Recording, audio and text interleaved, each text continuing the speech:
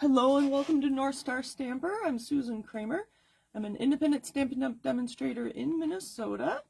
Thank you for joining me for another episode of Frugal Friday. Let me find myself in my computer and make sure my video is what I want it to be. So these are all the places you can find me if you're shopping for Stampin' Up! Products. NorthStarStamper.stampinup.net.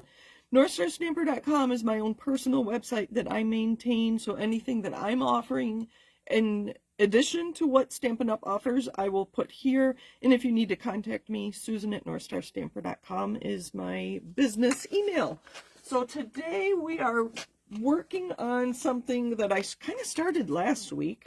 So last week, I talked about using a punch to create this. I used a circle punch and punched twice and then I trimmed it. I will link that video in the description. And we made that into a candle. And I thought that was really cute, but that's kind of a boring candle. Candles have those, usually have diagonal lines on them. So I have created candles with a little more texture, and I have two different ways, actually three different ways to show you how to create candles with those diagonals.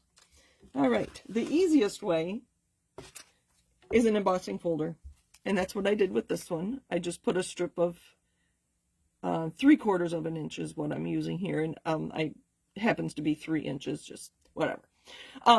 And so I had this embossing folder. Sadly, it's now retired, so unless you have it in your stash or can find somebody, this was the first thing I thought of when I wanted to create those diagonals on my candle.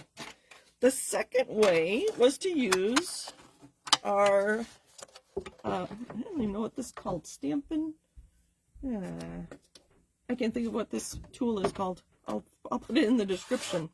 So what I did was we're going to take a piece of cardstock. So I could do this way and just do it straight, but I think they're usually at an angle, aren't they? So I'm going to take a piece of cardstock and put it at an angle. I'm going to use Post-it notes to keep it in place. And that will give me an angle to put this at. And then I can just use my stylus. We're going to use this thinner one and go on every line. Oop. And this will just take a minute. Let me keep going. I should have used a Post-it to hold my blue candle down. Once you get going, it goes quick. You get the idea. So my cardstock here with the Post-it notes is just giving me that angle. And that's what I have for this candle. So that's way number 2. So an embossing folder, Stampin' Score, that's what it's called. And then the third way, which is probably what most of you will use, is your trimmer. So the same idea, I'm going to take a piece of cardstock, and this is a scrap, obviously, and I'm using Post-it notes to hold it at an angle on my trimmer. And I'm not going to use my cutting blade. I'm going to use the lighter scoring blade. And I'm going to take this and move it along. Oh, can you see, hopefully, what I'm doing? Let me let the video catch up.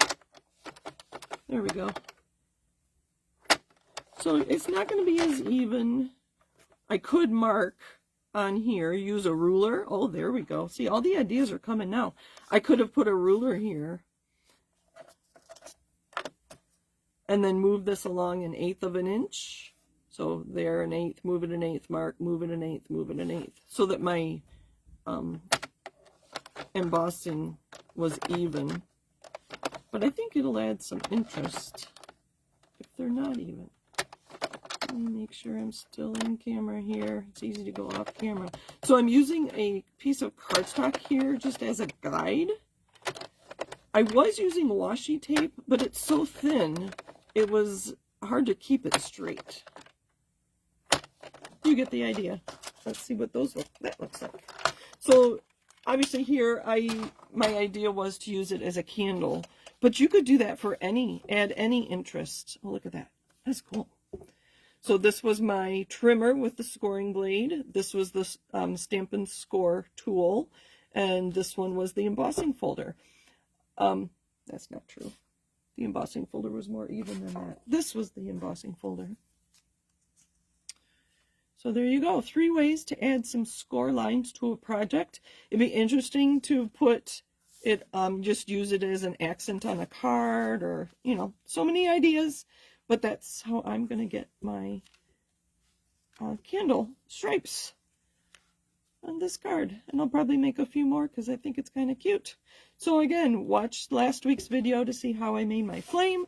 And I'd love to know how you use this idea. So leave me a note in the comments or email me.